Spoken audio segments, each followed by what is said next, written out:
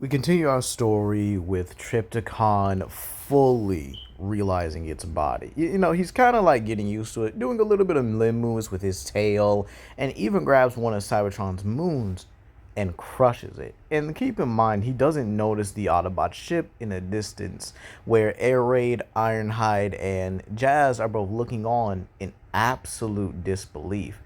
Arrow's like, this can't be. Trypticon, he's and Ironhide is like, he's the planet Cybertron. To think it's gone this far.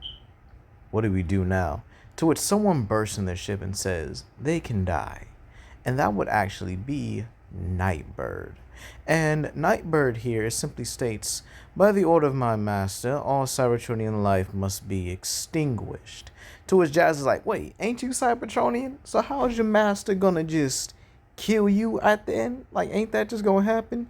To which Airway simply states, guys, we need a plan here. I'm pretty sure we don't have enough firepower to take on the ship. To which this is where Ironheart tells him to put in the coordinates for Earth and begin piloting the ship. So Nightbird takes out her blades and tries to rush at him. However, Jazz simply catches her and simply throws her back, allowing Ironhide to punch her. The two of them both begin to basically tag team her. While Nightbird is formidable, these are two of the most experienced Autobots. First Lieutenant and one of Prime's most trusted followers. So, and one of the strongest Autobots as well. Let's be real here. I think we all remember Ironhide's introduction in War for Cybertron. The fact that he flipped that Decepticon over and ripped him in half will forever be etched into my mind. Forever. But most iconic moment. Besides Jazz fighting Bruticus and, actually being able to take a punch from him. I mean, these two are legendary when it comes to the Autobot roster, okay? So Nightbird taking these two on speaks more for her than it is for them.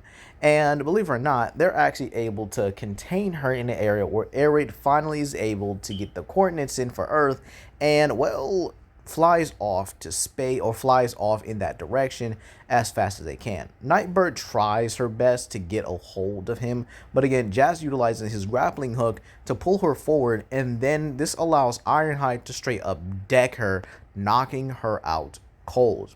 And then they kind of just look at her for a minute, and Ironhide's like, should we like kill her? In all honesty, I'm not too opposed to it. To which Jazz is like, Nah, we not gonna kill her. Perhaps we can actually use her. Maybe get some insight on what's happening here. But I'm pretty sure when we get to Earth, we're gonna find out what's happening. And so Jazz pretty much snaps the cuffs on Nightbird here and throws her into the hull or one of the holding cells on his ship. And simply states, hope you're comfortable. I'm gonna be in for probably a decently long ride. But this is where Air Raid simply states, hey, I found the coordinates for Earth. And this is where we go to Autobot Outpost Omega, or the Autobot base.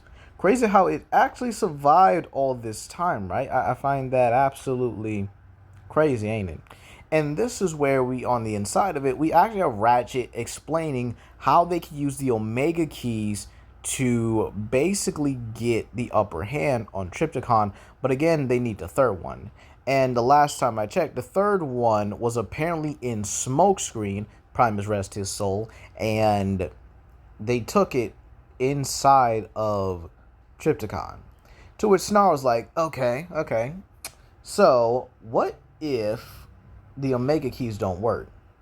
What if we just use this? And this is where Snarl just kind of like tosses up like it's a whole frisbee or something, and this holds the spark extractor to where Grimlock smacks him in the back of the head and says, that's not a toy, you idiot. And Snarl's like, oh, my bad. And this is where they pretty much explain the spark extractor. However, this is where Twin Strike pretty much states that, okay, that could work, but what if that doesn't work on Trypticon? What if we're really stuck on this planet? What if we can't, get our true home back? To which Windblade says, well, me and Lightbright have an idea. We call it a dimensional decimator, but it's in a different way on Caminus. Access to the multiverse and all that kind of stuff, allowing him to basically be gone. Into which we then pan over to Optimus and Grimlock both discussing it, to where they both actually put their differences aside here And this is where Grimlock simply states something to Optimus. We can't save everything, but the least we can do is make sure the universe itself is pretty much safe from this threat. To which even Grimlock admits he's not looking forward to literally punching an entire planet. Okay, he's lying. He actually is looking forward to punching an entire planet. But right now, they have to make a hard decision just in case this doesn't work. To which Optimus ultimately nods and states, very well then, let's be it. So this is where we get a montage of people working. We have Ratchet, Snarl, and Sludge helping out Windblade and Lightbright when it comes down to their plan, actually having a dimensional decimator and even trying to find a decent way to contain them. Maybe finding a verse or another area where Trypticon can no longer harm or even begin to harm anyone. So they just hope that it just comes to fruition. We then see the rest of the Autobots gearing up, utilizing the relics and everything. And this is where we also kind of see Skylynx being the more, I guess you say, more intelligent of the Predacons, actually working on the synthetic energon formula, hoping that it can at the very least give them some benefit. And believe it or not, Skylynx is actually a pretty intelligent Predacon. So I think the funny part about this is I'm going to have him be the one to figure out how to complete it because, again, Predacons have more keener senses than the Autobots. Then the ship arrives, with Ultra Magnus being the one to greet them. Keep in mind, he was contacted beforehand. And this is where he actually is greeted by the likes of Jazz, Air Raid, and Ironhide, and they pretty much explain what's happened. To which Ultra Magnus is shocked. Like, what? So this, it's true then. Like, I thought, okay then. But this is where Air Raid also tosses forward Nightbird, stating that, well, we also have this. To which they're like, this could actually be useful. And this is where RC comes in. Well, this actually could help us out a great deal. Let's actually extract any information we can from her. And considering she was made from Trypticon, into which Jazz kind of chimes in, then she might have the same biology as him. Perfect. By the way, where's Cliffjumper? I thought he was with you guys. To which RC simply holds her head down and explains that Starscream was the one who killed Cliffjumper. And we haven't seen him since he was captured by Trypticon. To which Air Raid is like, Starscream's still alive? Kind of doubt it, but again, maybe he can also give us some insight on Trypticon. And this is where you see Soundwave, and he's like, oh, you're with us? To which Soundwave is like, indeed. To which this is where Soundwave actually grabs Nightbird and begins to drag her off. So then we actually do get a couple more things happening. The Dinobots and Predacons ultimately coming together and stating that they're going to be the first line of defense here. And this is where, after Skylynx says he's perfected the formula, you get Dinobots and Predacons on synthetic energon. I think I terrorized myself a little bit with this one. And this is where Ironhide simply chimes in like, whoa. Let me get some of that real quick. Hold on, let me get some of that. So Skylynx hands him a vial and gives him that.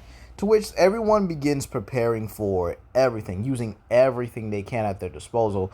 Apex armor, the Star Saber, the Forge of Solus Prime, mind you, which actually still has power, by the way. And so you basically have all the Autobots geared up with their heaviest weapons and ready to go. You have the Predacons and Dinobots jacked up on synthetic energon. And now comes the speech of Optimus, telling his friends, allies, comrades, family, that he wouldn't have had this any other way. For one final stand, not only to save possibly Cybertron, but the universe. And this is where Blight is like, does he always do speeches like this? Is he always, this talkful? And this is where Sludge is like, yeah, just give it a minute. It'll be over soon. But look, we gotta do our part here. And, well, Optimus pretty much holds up the Star Saber, finishing his speech, and every Autobot simply cheers, ready for the next battle. However, this is where they get a transmission. is from Agent Fowler and the U.S. military, telling them that something's come in orbit. And this is where Ratchet looks at his monitor, is like, Optimus, he's here, and it isn't good. To which this is where Trypticon simply states, oh, how he could easily crush this planet, how he could easily do it, but I'd rather savor my time, rather save the energy, save you Autobots the doom and despair and hopelessness. And this is where Trypticon begins to open his body and deploys multiple, and I mean multiple, Sharkticons. And this is where Grimlock and the Dinobots, or Grimlock and the Beast Division, I should say, step forward and simply say, alright, Prime, give the order. So Optimus holds up the Starsaber and tells the Autobots to attack and stick to the plan. So this is where we actually see Windblade, Lightbright, and Air Raid transform. Keep in mind, Lightbright is carrying the Omega Keys as they make their way forward towards Trypticon himself. And saying considering Soundwave gave them the whole biology thing, yeah, they actually know what they're doing. And keep in mind, the fight with the Sharkticons itself is not bad at all.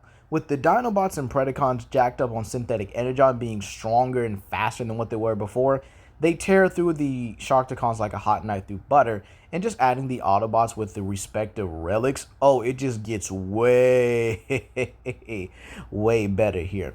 And so this is where I would definitely end it off, with Dreadwing being the one to blow a hole through one of Trypticon's weak points, allowing the 3 flyers to actually go through, with them actually making their way through Trypticon, having to fight a few Sharkticons that are still remaining within him. However, this is where I would definitely have them come across Starscream in the only part of Trypticon that is still kinda semi-nemesis at that point, that being the laboratory. And this is where Air Raid states, alright, you have one chance, Starscream. You can make this right, or we could easily terminate you. Starscream's like, what do you want, Air Raid? To which he says, the Omega Key. Starscream, without even hesitation, throws at him, tells him to rid this entire universe of this monster. To which Arrow's like, great, see you around, Starscream. However, this is where he hears a ticking sound, and Starscream simply tells them to run. Make sure Trypticon suffers for all he did. And Starscream explodes. Again, keep in mind, he had a bomb inside of him the whole time. Anytime he would have betrayed Trypticon, this would have gone off. Starscream doing this understood the consequences, and also understood what this means. Cybertron gets a chance to possibly live, and if not, the universe is free from Trypticon. So we would end it off here with the 3 flyers finding the Omega Lock.